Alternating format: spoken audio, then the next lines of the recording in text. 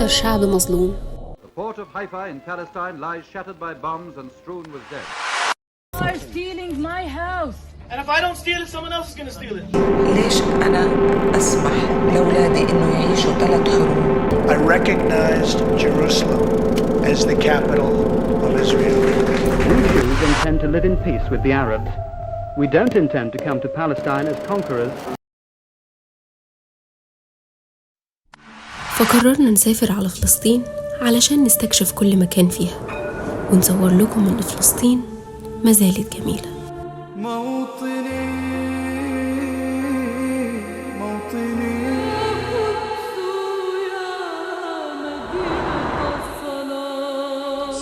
تعريف الجمال مثمن الأضلاع أزرق، فوقه يا دام عزك قبة ذهبية.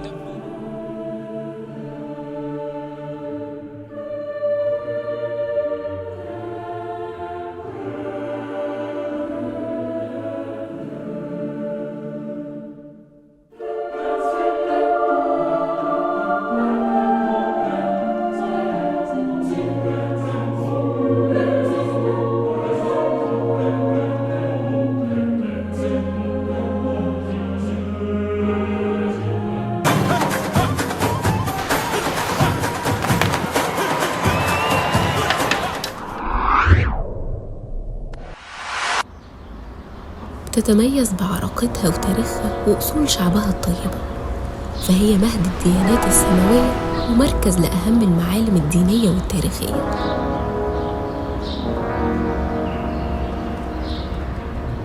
إحنا النهاردة في فلسطين.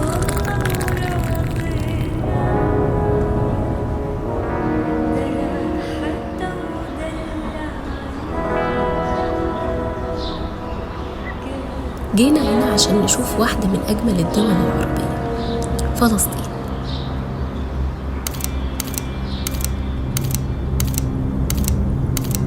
وأول مكان رحناه هو حيفا.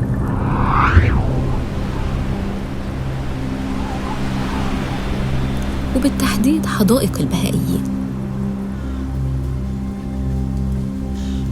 حدائق البهائيين بتمتد على طول المنحدر الشمالي لجبل الكرم، وبتوصل مساحة أراضيها ل 63 كيلومتر مربع، وبتعتبر مبنية على 19 حديقة مدرجة زي السلم بالظبط.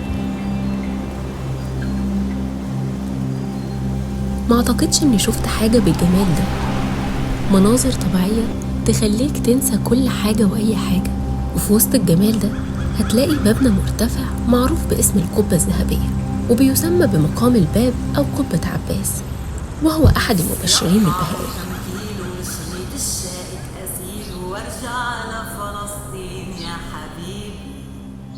بدي ارجع بس ما بقدر على حدودها، واقف عسكر اسرائيلي محتل ارض الصليبي. انا والله ما هنا اسمه مسجد النصر الكبير في وسط حيفا.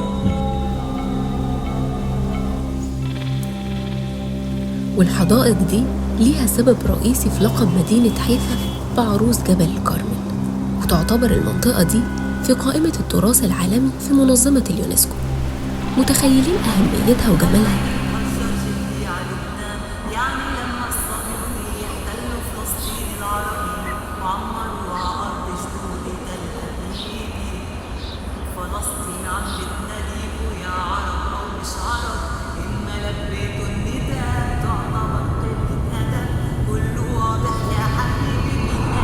وصلنا لمدينة الناصر، وبالتحديد فوق جبل القفزة.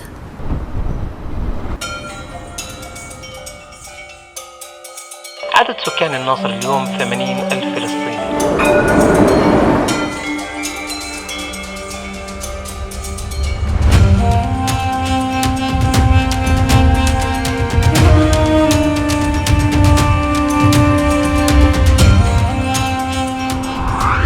واحد من أهم المزارات السياحية اللي موجودة في فلسطين، بيوصل ارتفاع الجبل ل 400 متر عن سطح البحر، وليه أهمية دينية تاريخية كبيرة جدا. ففي الروايات المسيحية إن سيدنا عيسى عليه السلام قبل ما يبلغ الرسالة قفز منه، وفي روايات أخرى إن حول الجبل ده تجمع قوم علشان يتخلصوا من سيدنا عيسى عليه السلام، وساعتها حاولوا إن هم يلقوه من فوق الجبل، ولكنه عبر بينهم واختفى ساعتها، وعشان كده تخيلوا إنه قفز من على الجبل.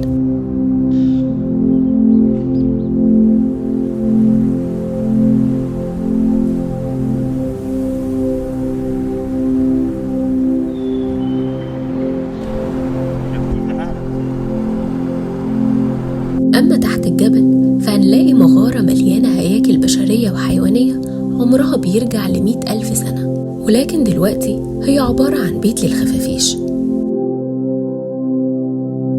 جمال الجبل وتفاصيله مش هنا بس، لما تيجي توقف وتبص حواليك هتلاقيه بيطل على أجمل سهول في العالم، مرج بني عامر، واللي حصل عنده معارك كتيرة جدا.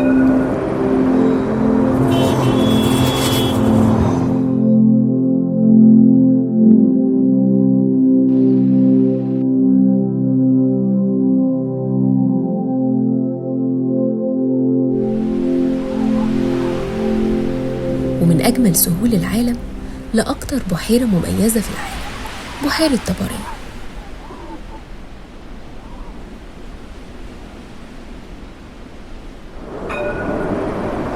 اللي بتعتبر مصدر مياه الشرب الرئيسي لفلسطين، وأكبر بحيرات المياه العذبة على مستوى دولة فلسطين.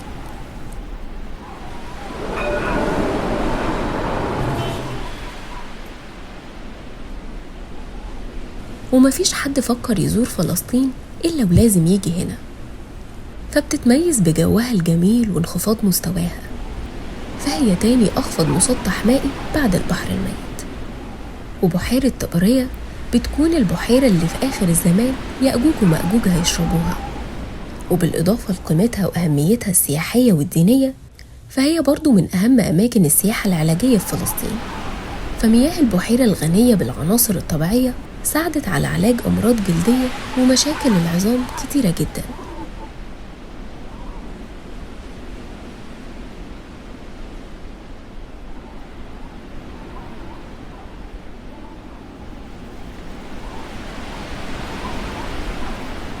احنا دلوقتي في يافا، عروس البحر.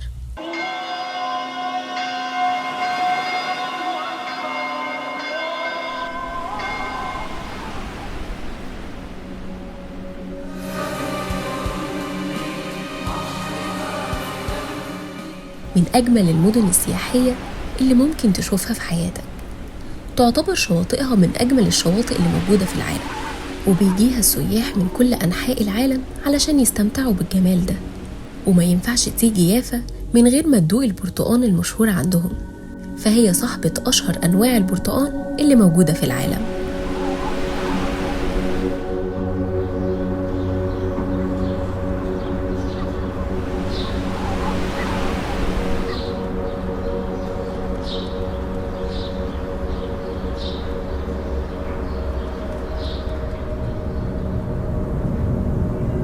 وطالما احنا في فلسطين مستحيل يتذكر اسمها إلا ويجي في بالك القدس والمسجد الأقصى. في القدس تعريف الجمال مثمن الأضلاع أزرق.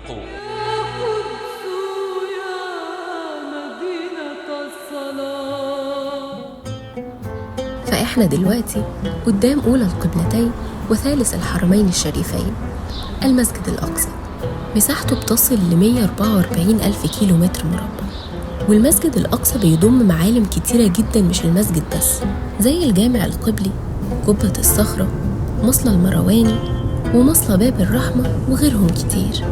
وده جزء بسيط من جمال فلسطين، ولسه في مدن كتير جدا ما رحناهاش، زي عكا وصفد، بيسان ونابلس، جنين ورام الله، الخليل والرملة، وغزة وبئر السبع. فلسطين جميلة وهتفضل جميلة، ولسه رحلتنا ما خلصتش.